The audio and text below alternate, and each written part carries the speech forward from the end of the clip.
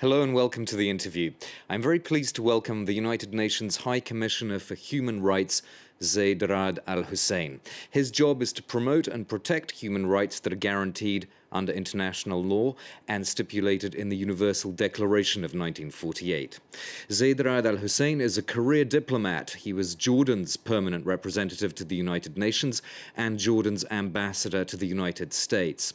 He was extensively involved in the creation of the International Criminal Court, and he has experience of UN peacekeeping and peace-building missions in the Balkans and in Africa. He joins me from Geneva. Welcome to the program.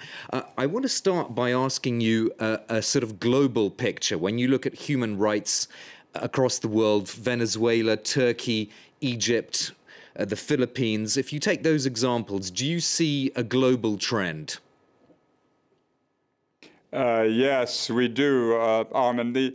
The problem seems to be that, notwithstanding the cause, the reactions by governments in many parts of the world seems to be excessively heavy-handed.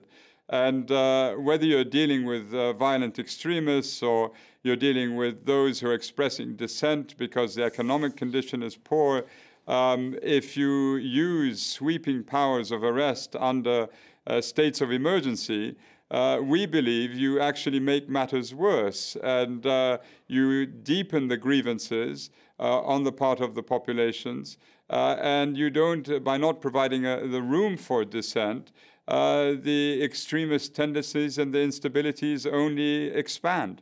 So this move towards not allowing dissent, is that something that reflects a weakening of international instruments, do you think?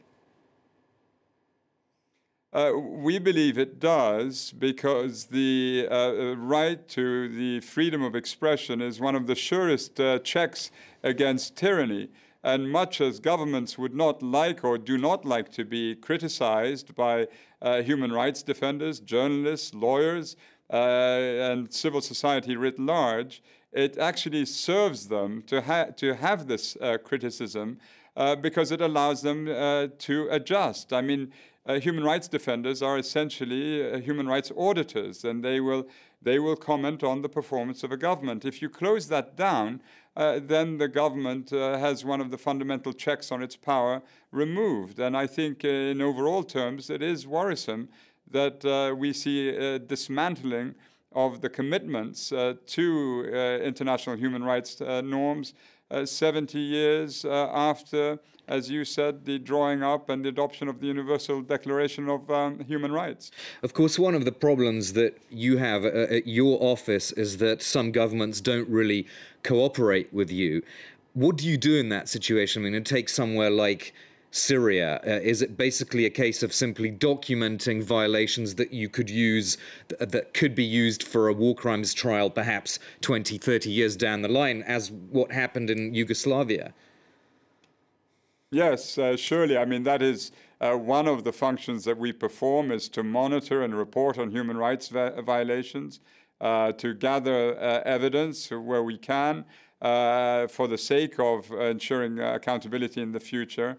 But also, no government is completely impervious to criticism, and they will respond accordingly in time, one hopes, to the comments made. Can you give me an example of that? If I can just point out. Sorry, yes. Well, I should also say that rather than view it as criticism from my office, we see ourselves as holding up a mirror to the government in question, and the government is just it has to take a deeper, more earnest look at its own performance, and so we find it lamentable when they attack us or sort of deny or launch into ad hominem attacks on various leaders of the movement or indeed members of my office. But as you said, when it comes to accountability, in the case of Habre in Chad, having been subjected to a trial and then convicted, again, it surely is evidence of a community in transition, an international community in transition. But it's not easy, of course. Yeah, I'm wondering whether it's difficult also, not just because of how these governments approach you in those countries, but actually the members of the Human Rights Council themselves. There are several countries who are current members until 2018, 2019, who've been criticized, of course, by human rights organizations. I could mention Venezuela, Saudi Arabia, Kyrgyzstan. Do those members of the Human Rights Council hold back some stronger positions that you would otherwise have liked to take? Well, it is a question that is more appropriately directed, should be directed to the governments in question. These are 47 governments who take these decisions, and they surely must explain why they take these decisions. It's perhaps inappropriate for me to comment, because we will comment and monitor all the 193 member states. We don't distinguish or privilege or discriminate against any country or any group of countries. But those allegations, those comments made by, from various quarters about the Human Rights Council must surely draw a response from the Human Rights Council itself. Let's take a specific case, Yemen, which is in many ways a forgotten conflict. I looked at, for example, the summary of your report at the end of March, which mentions specifically by name the actions of Houthi militias, but it doesn't mention the Saudis. It simply says airstrikes, as if one can't say who actually did it. I mean, did you actually feel Saudi pressure on that particular issue of Yemen? No, because I've said so publicly before, and we have been quite open about the fact that the vast majority of combat-related casualties on a civilian side seem to stem, or have stemmed in large measure. This is all to be confirmed, by subsequent investigations and potentially by court action. But this was mainly at the hand of the coalition forces. That's not to say that the Houthis and Saleh forces haven't committed violations. They have.